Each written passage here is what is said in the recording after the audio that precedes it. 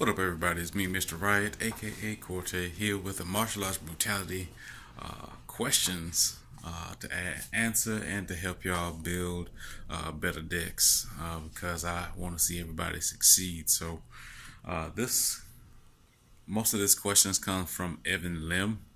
Normally, I would do it with a self-recording of a how-to with martial arts brutality in the background and showing y'all. I'll try to get to that later on once the game isn't crashing on me.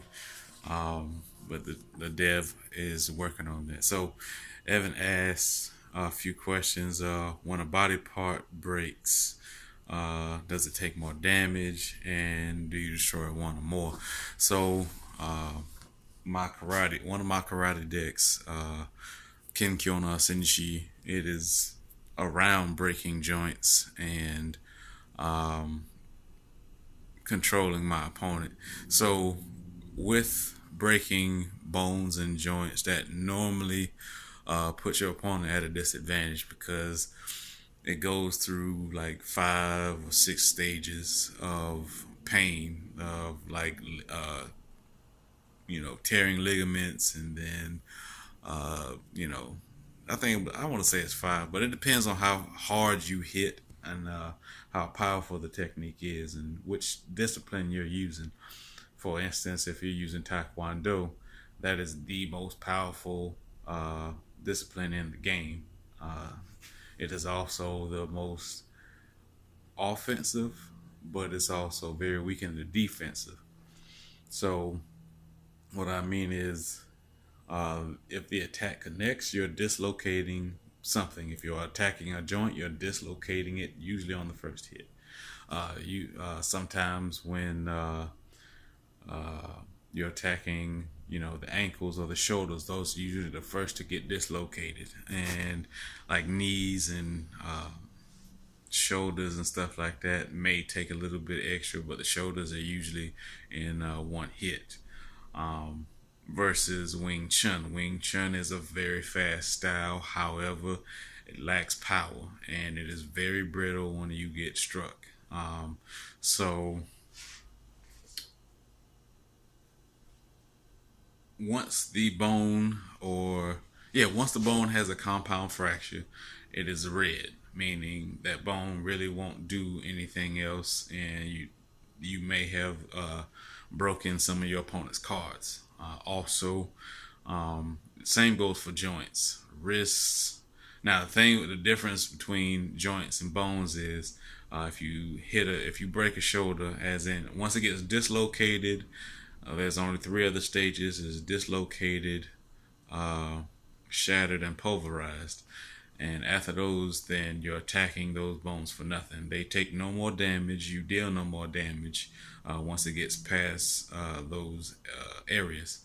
The same thing goes with bones and abdominals and jugulars and all that stuff there. So there's no need in continuously attacking a red area since they won't take any more damage.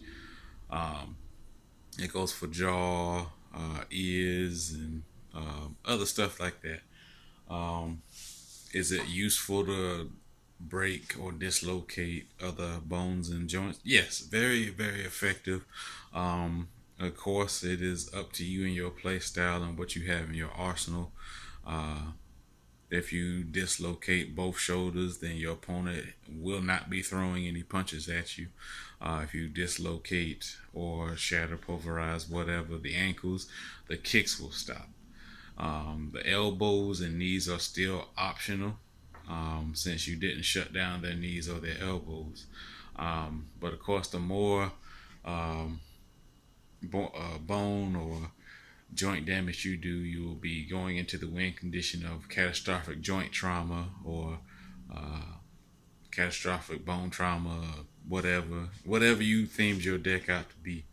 It is always good to destroy multiples, just so you have your win condition. Chi calculations and gains and adrenalines and stuff.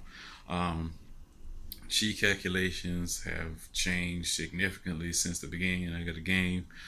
There used to be a point 1 for each player that would gain, excuse me, a 1.0.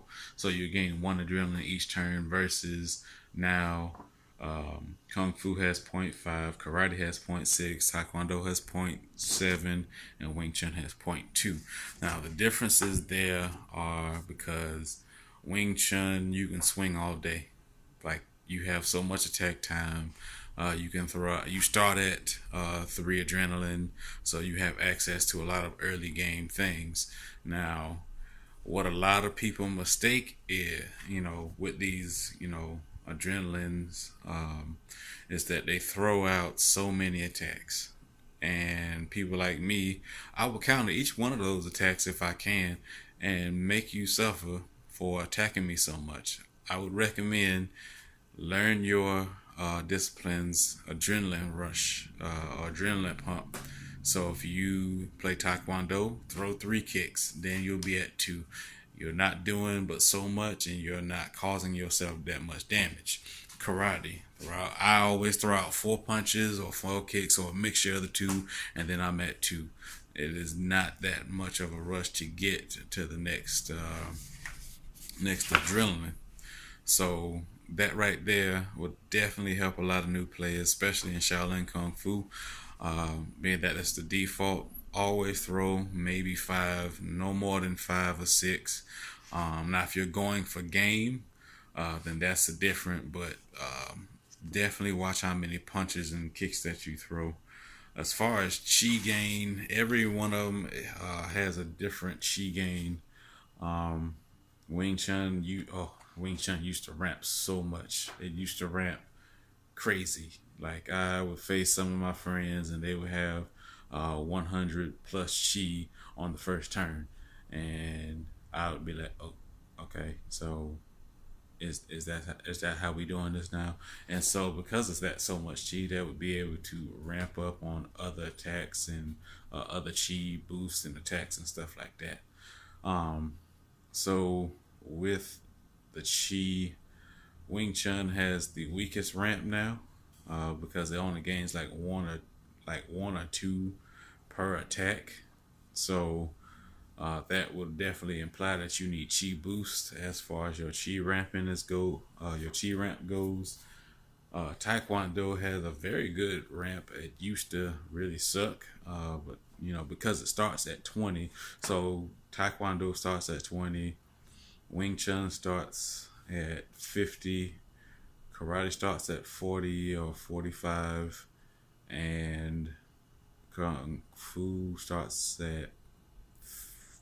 I don't use Kung Fu enough to, but they start higher, about 40 or 50, one of the two, and all the ramps are different. So Kung Fu, you're gonna need some attacks to get on through. Karate, you're definitely gonna have to attack a little bit more. Wing Chun, no matter how much times you attack, you really won't get that much chi back because you're starting at 3 adrenaline, you're starting at 50 chi. Um, you get a lot of benefits if you use it right. Um, so with this, the Wing Chun isn't a strong style. If so, I'll go through the different fighting styles of So default Kung Fu, it's a well balanced style from what it's worth.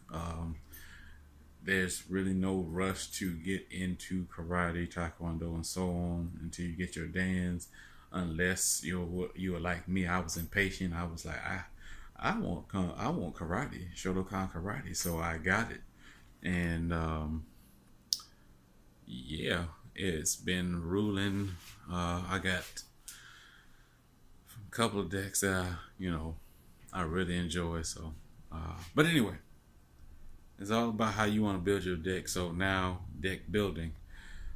As much as I hate saying don't put in, adrenaline 1 cards, those are going to be your weakest cards. I would highly suggest getting some money and buying, the 15 card pack and then going from there. That's like $12 which is very affordable. If you don't, then that's fine. All you got to do is win, and you'll get one card at a time versus the 5 cards per pack. Always watch the videos so you get that 100 coins. So you get to buy one pack per 500 coins. So that's always a thing if you wanted to be balling. You know what I'm saying? But yeah, the Adrenaline 1 cards are going to be your weakest cards. I would not have but so many of those in there just to get you through to the next Adrenaline. And because again, people like me, I see it all the time playing people who just want to rush to get to the second Adrenaline because they have to get 10 attacks. It's in their minds. I have to get 10 attacks to get to the next Adrenaline. No, you don't.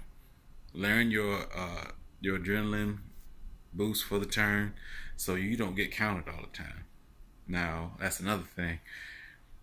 Y'all have to learn how to counter because being on the offense is one thing, but if you're against the ropes and you have nothing else to your name as far as attacks go, because they're all going to get counted, you have to learn how to counter. You have to learn how to give, and you have to learn how to get. So I would suggest getting 2 or 3 winning conditions, as in you're aiming for the head, the eyes, the throat, the shoulders, something that gives you different directions on where you want to go. Because some people have all you can attack on the head, and they're all going like right here. So I'm going to be like boop boop boop boop boop, counter all day. Now then you have those attacks that go like that, or go like that, or go like this. Those are the attacks you want to start looking at, the defense lines. If it helps you out, look at the defense lines, and if those are going from here to here to here, those are the types of attacks that will win you the game. So hopefully this helps. Definitely looking rough. Need to shave. Anyway, have a good day. Comment, like, subscribe. Any other questions, leave them in the comment section, and I'll get back to you ASAP.